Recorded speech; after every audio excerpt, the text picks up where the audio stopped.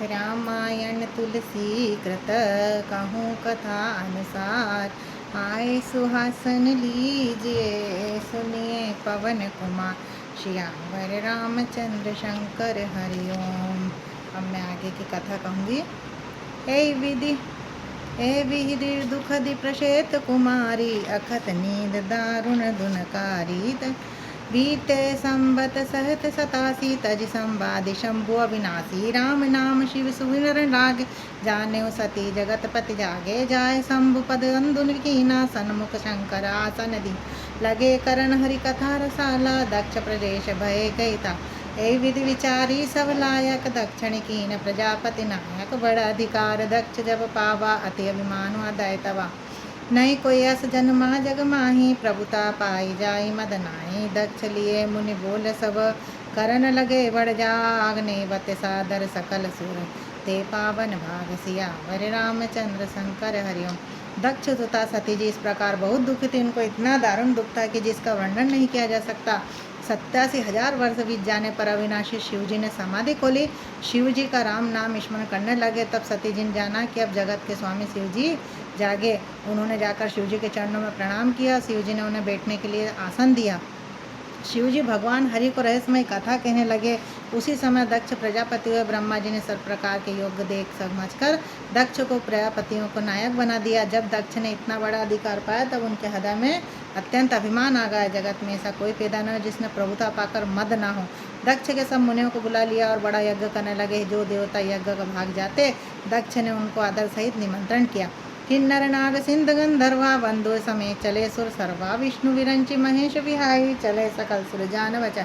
सती विलोक व्योम विमाना जात चले सुंदर विधि नाना। सुर सुंदरी करई कलका सुनत श्रवण छूटई मुनि ध्याना। पूछो तब सुब कहो बखानी पिता यज्ञ सुनि कछो हर्षानी। जो महेश मुहि आयुष देहि कछ दिन जाय रहो में से। परि परित्याग हृदय दुख मारी कहे न निज अपराध विचारी। बोली सती मनोहर वाणी भय संकोच प्रेम रस।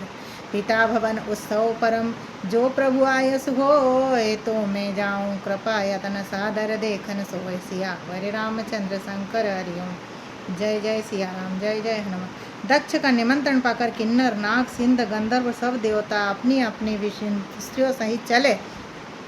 विष्णु ब्रह्मा और महादेव जी छोड़कर सभी देवता अपना अपना विमान सजाकर चले। सती जी ने देखा अनेकों प्रकार से सुंदर विमान आकाश में चले जा रहे हैं। देव सुंदरियां मधुर गान कर रही जिन्होंने सुनकर मुनियों का ध्यान छूट जाता। सती जी ने पूछा विमान जाने का कारण तो शिव जी ने सब बातें बतलाई। पिता की यज्ञ की बात सुनकर सती प्रसन्न हुई। सोचने लगी कि यदि महादेव जी मुझे आज्ञा दे तो मैं इसी बहाने कुछ दिन पिता के घर जाकर रहूं, क्योंकि उनके हृदय में परित्याग त्यागी जाने का बड़ा भारी दुख था।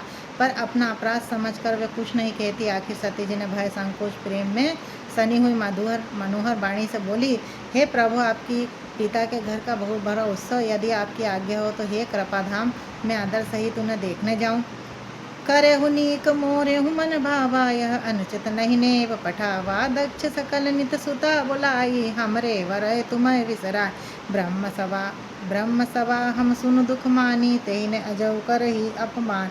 जो बुन बोले जातु भवानी रहे उन सील सने हुन कानी। जदपि मिश्र प्रभु पित गुरुदेहा जाहत बोले बोले हुन संदेह। तदपि विरोध मान जद तोई जहाँ गए कल्याण न होय। भांति अनेक शंभु समुझावा भावी वसन ज्ञान उराम। कहन प्रभु जय सो विनय बुलाए नहीं बलि बात हमारे यहाँ। कही देखा हर जतन बहु रहे न दक्ष कुमार। दिए मुख्य गण संग तब विदा कीन त्रिपुरार। सियावर रामचंद्र शंकर हरिओम। शिव जी ने कहा तुमने तो बात अच्छी कही पर यह मेरे मन को पसंद नहीं आई। पर उन्होंने न्योता नहीं भेजा, यह अनुचित नहीं। दक्ष ने अपनी सब लड़कियों को बुलाया किंतु हमारे बेर के कारण उन्होंने तुमको भी बुला दिया। एक बार ब्रह्मा जी ने सभा में हमें अप्रसन्न हो गए, उसी से अब अपना हम अपमान कर रहे हैं। भवानी जो तुम बिना बुलाए जाओगी तो शील स्नेह न रहेगा, ना मान मर्यादा रहेगी। यद्यपि संदेह नहीं है तो मित्र स्वामी पिता गुरु के घर बिना बुलाए नहीं जाना चाहिए। वहाँ कोई विरोध मानता हो उनके घर जाने से कल्याण नहीं होता। शिव जी के बहुत प्रकार से समझाया पर होनहार वश सती के हृदय में बोध नहीं हुआ। फिर शिव जी ने कहा यदि बिना बुलाए जाओगी तो हमारी समझ में अच्छी बात न होगी। शिव जी ने बहुत प्रकार से कहकर देख लिया किंतु जब सती किसी प्रकार से नहीं रुकी तब त्रिपुरारी महादेव जी ने अपने मुख्य गणों को साथ देकर उनको विदा किया। पिता भवन जब गई भवानी दक्ष त्रास का होन सन्मान सादर भले मिली न एक माता भगन मिली बहुत मुख सा दक्षन कछु पूछी कुशलाता सतहि विलोक जरे जर गाता सती जाय देख जब गाता कतहु नदीक शंभु कर भागा तब चित चढ़े उस शंकर कयो प्रभु अपमान समझ उर्दयो पाछिल दुगुन हृदय अस व्यापा जसर भयो महापरिताप्या यद्यपि जग दारुण दुखना सबते कठिन जाति अपमाना समुझित सतहि भयो अति क्रोधा बहुविध जननी कीन प्रभो शिव अपमानु न जाय सती हृदय न होय प्रभो सकल समधि हटि हटि कतव बोली वचन प्रकोद सियावर रामचंद्र शंकर हरिओम। भवानी जब पिता दक्ष के घर पहुंची तो दक्ष डर के मारे किसी ने उनकी आव भगत नहीं किया। केवल एक माता भले आदर से मिली, बहनें बहुत मुस्कुराती हुई मिली। दक्ष तो अपने कुछ कुशलता नहीं पूछी। सती जी देखकर उल्टे सारे अंग जल उठे। जब सती जी ने जाकर यज्ञ देखा तो वहाँ शिव जी का भाग नहीं दिखाई दिया।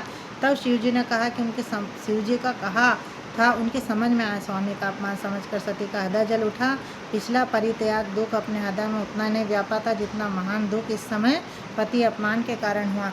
यद्यपि जगत में अनेक प्रकार के दारुण दुख है, तब भी जाति अपमान सबसे बढ़कर कठिन है। यह समझकर सती जी को बड़ा क्रोध आया। माता ने उनसे बहुत प्रकार को समझाया बुझाया, परंतु उन्होंने शिव जी का अपमान सहा नहीं गया। उन्होंने हृदय में कुछ और प्रबोध नहीं हुआ। तब वे सारी सभा को हठपूर्वक डांटकर क्रोध भरे वचन में बोली, सुनऊ सभापत सकल मुनिंदा कही सुनि जिकर शंकर निंदा सो फल तुरबल है व सब काहू भली भांति पछताब पिछा शंख सबू श्रीपति अपवादा सुनई जहाँ तय मसियल जादा काटिक तासु जीव जो बस श्रवण मुदिन चलहि पराई जगदा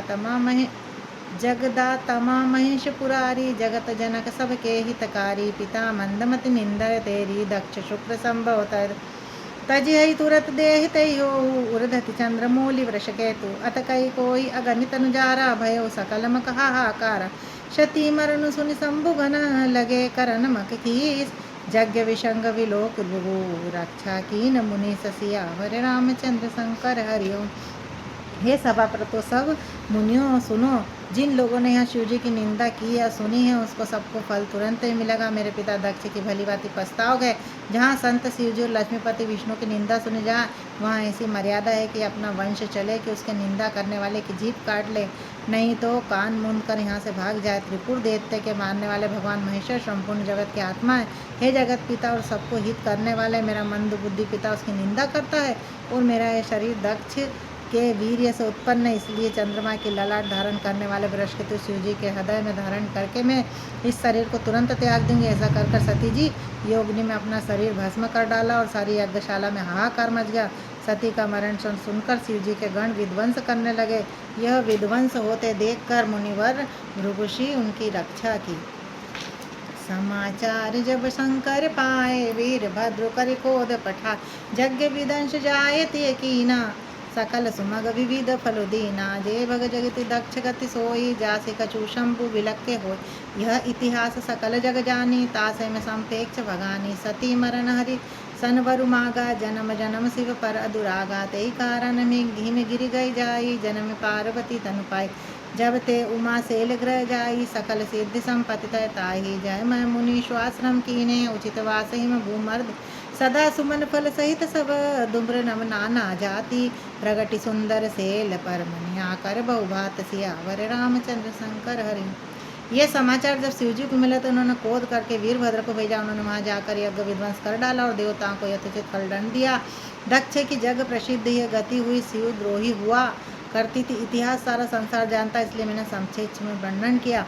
सती ने मरते समय भगवान श्री हरि से यह वर मांगा कि मेरा जन्म जन्म में शिव जी के चरणों में अनुराग रहे। इसी कारण उन्होंने हिमाचल के घर जाकर पार्वती के शरीर में जन्म लिया। जब से उमा जी हिमाचल के घर जपसी तब से सारी सिद्धियां और संपत्तियां छा गई। मुनियों ने जहाँ जहाँ सुंदर आश्रम बना लिए और हिमाचल में उचित स्थान दिए।